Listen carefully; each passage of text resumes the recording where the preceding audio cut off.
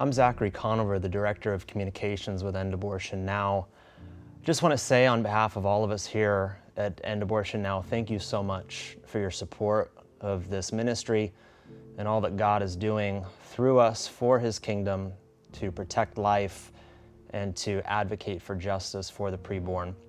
When we began, we were just going to the abortion mills locally as Christians, as a local church here in Arizona, because we had seen this kind of work done from other faithful believers.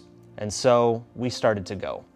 We started to go to the abortion mills and preach the gospel of grace to mothers and fathers and families and offer help. And then we started to see the blessing of what God was doing through our witness. He was saving lives. He was seeing families preserved and cared for. And then we just started to talk about it. We would broadcast it on our social media platforms. We would talk about it on the Apologia radio show.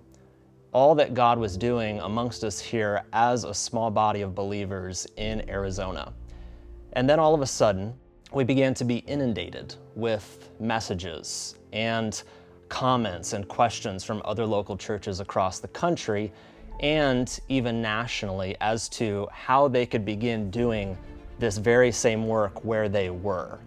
And so, by God's grace and through the provision of those who believe in this work, we were able to begin End Abortion Now, a ministry now that has surpassed all of our expectations. We have been given the means to equip local churches with materials to go to their local abortion mills. We've been able to offer them training to help them get acquainted with this issue, this kind of life-saving work.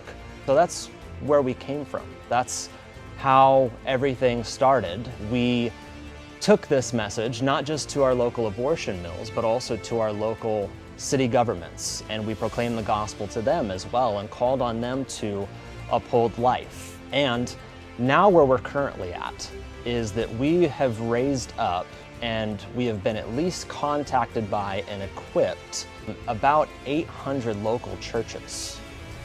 And we have been able to provide them with all of those things, the training, the resources, and now they are going out and they have been seeing lives saved upon lives saved.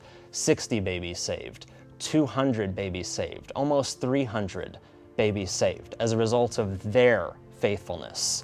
And as we have equipped these local churches, what we've been able to do, by God's grace again, is to network them together and other Christians through various platforms that we offer our training materials from, through our online coalition, where Christians and churches can connect with one another, can network, can offer support, can share stories and lives that were saved on the front lines, to share their interactions with their local magistrates as they go to them, calling them to do justice for the preborn. We've been able to make available an app that actually allows for churches to track all that God is doing amongst them on the front lines, to report the amount of children that they're seeing saved, to submit testimonies of how God has shown up in truly remarkable ways. And we have also been able, now where we're at, to really take the fight to and engage in the area of the legislature. And just this year alone, we've been involved with a handful of legislative efforts in various states, with more now even in the works. And God has allowed us to either help with existing efforts or to put into place our own life-saving legislative protection for the preborn in these various states through local representatives.